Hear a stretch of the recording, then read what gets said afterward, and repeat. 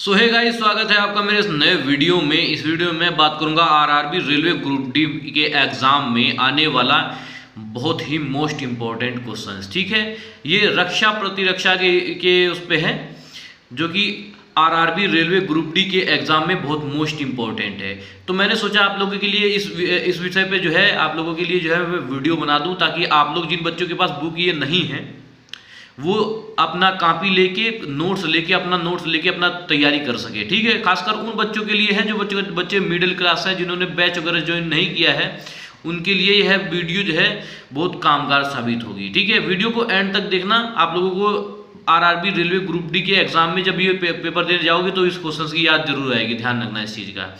तो इस वीडियो को बिल्कुल एंड तक देखना। ठीक है, इसमें मैं आप लोगों को बताऊंगा रक्षा और प्रतिरक्षा तीनों सेनाओं के समकक्ष पद। ठीक है, थल सेना हो गया है, नौसेना हो गया है और वायु सेना हो गया है। ठीक है, इसके देखो थल सेना के जो जनरल हैं, ठीक है, उसके बाद है लेफ्टिनेंट जनरल है, फिर उसके बाद है लेफ्टिनेंट जनरल, और उसके बाद जो है मेजर जनरल, फिर ब्रिगेडियर है, फिर कर्नल है, फिर लेफ्टिनेंट कर्नल है, फिर मेजर है, फिर कैप्टन है, फिर लेफ्टिनेंट है। ठीक है, और इसी तरह देखो, इसी तरह नौसेना में जो है एडमिरल है, नौसेना है, एडमिरल है, और वाइस एडमिरल है, रियल एडमिरल है, और कोमोडोर है, कैप्टन है, कमांडर है, लेफ्टिनेंट कमांडर है, लेफ्टिनेंट है, और सब लेफ्टिनेंट है। ठीक है, इसी तरह से वायु सेना में मैं आप लोगों को दिखा देता हूं कि वायु सेना में है air chief marshal, air marshal, air vice marshal, air commodore.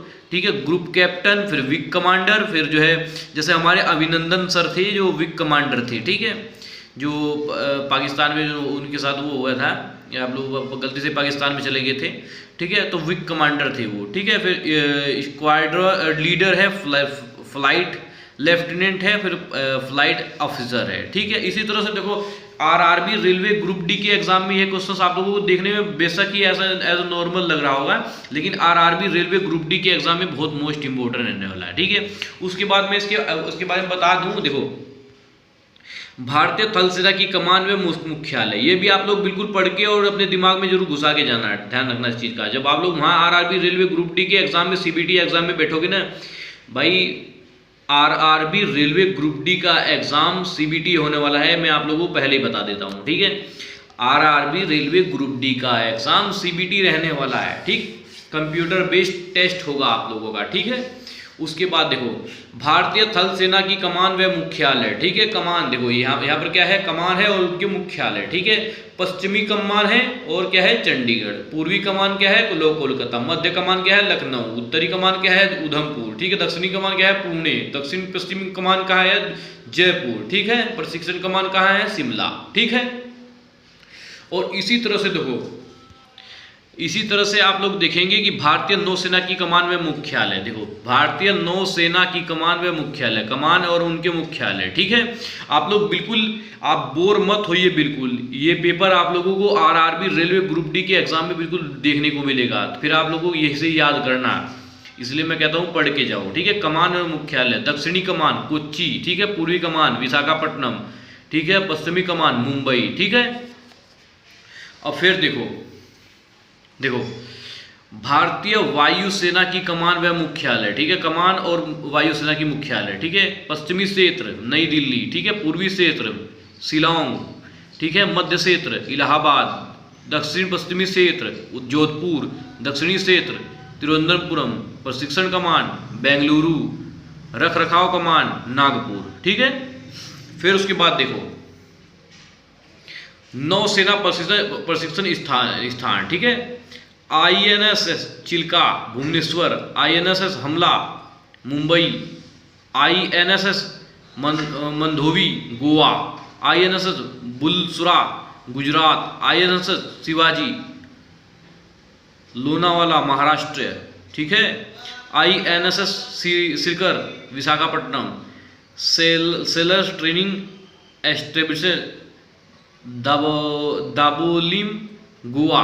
ठीक है, फिर naval academy Kochi. Naval spirit school Visakhapatnam. INS Vedithi Kochi. ये आप लोगों के लिए आरआरबी रेलवे ग्रुप डी के एग्जाम में बहुत मोस्ट इंपॉर्टेंट रहने वाला है। आप लोगों के पल्ले अगर पड़ा हो तो बिल्कुल, आप बिल्कुल नहीं पल्ले पड़ा हो तो वीडियो को रिपीट जरूर कर लेना, ठीक है। आरआरबी रेलवे ग्रुप डी के एग्जाम में बहुत मोस्ट इंपॉर्टेंट क्वेश्चन रहने वाला है।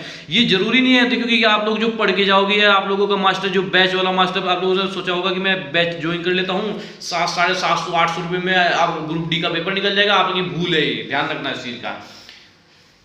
जो ऑनलाइन के मास्टर आप लोगों ने देखा होगा, जो ऑनलाइन जो के मास्टर हैं वो एक ही क्वेश्चन को लेके उसी के बारे में पूरा रिपीट करते रहते हैं, ठीक है। आप लोगों ने देखा होगा कि जैसे सपोज करो कि उन्होंने कह दिया कि जो है रक्षा और प्रतिरक्षा, जैसे उन्होंने समझा रहे हैं, ठीक है। इसी टॉपिक को लेके वो कम से कम पता आपके पूरे जो 1-2 घंटा 3 घंटा है वो पूरा इसी में वो कर देंगे, बिता देंगे। ध्यान रखना इस चीज़ का, क्योंकि वो बताएंगे थल सेना, बेटा थल सेना और नौसेना और वायुसेना, ठीक है। उसके बाद बताएंगे कि जनरल होता है, उसके बाद जनरल के बारे में बताने लग जाएंगे, ठीक है। लेफ्टिनेंट जनरल है उसके बारे में बताने लग जाएंगे, ठीक है। मेजर जनरल है उसके बारे में बताने लग जाएंगे, ब्रिगेडियर है तो उनके बारे में बताने लग जाएंगे। इसी तरह कर करके वो जो है आपका टाइम बिल्कुल खा जाएंगे। ध्यान रखना इसका। वो लोग बैच ज्वाइन करवाते हैं, मैं मानता हूँ, ठीक है। बैच ज्वाइन करवाते हैं, पैसा लेते हैं, मैं मानता हूँ। लेकिन भाई साहब आप लोगों को जो पढ़ा रहे हैं वो तो ठीक है, लेकिन आप लोगों को खुद से ही पढ़ना पड़ेगा। ध्यान रखना, ये जरूरी नहीं है कि वो उन्होंने बैच ज्वाइन करवा लिया है, जो पढ़ा रहे हैं वो खाली पढ़ के हट जाओ।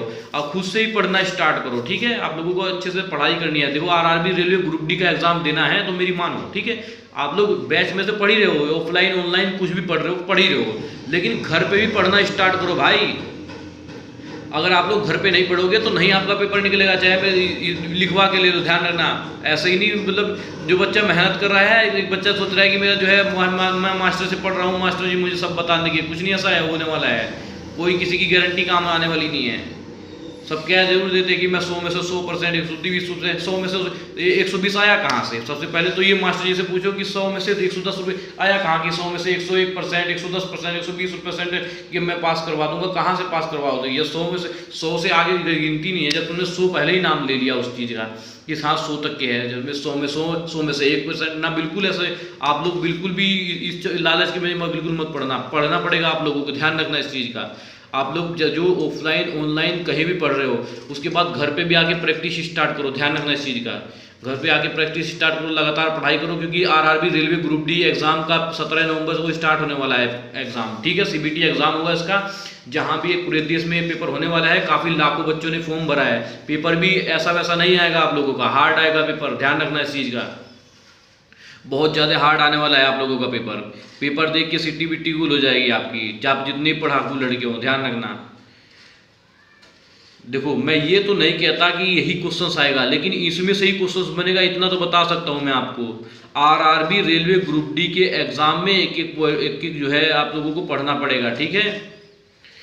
तो वीडियो आप लोगों को कैसी लगी, वीडियो को लाइक करके और चैनल को सब्सक्राइब करके, ठीक है, शेयर उन तक करना जो वीडियो को मतलब आरआरबी रेलवे ग्रुप डी के एग्जाम में भर्ती होने की इच्छुक रखते हैं, ठीक है। वीडियो अच्छी लगी हो तो वीडियो को लाइक करना, शेयर करना, सब्सक्राइब करना। जय हिंद, जय भारत। मिलते हैं किसी नेक्स्ट वीडियो में।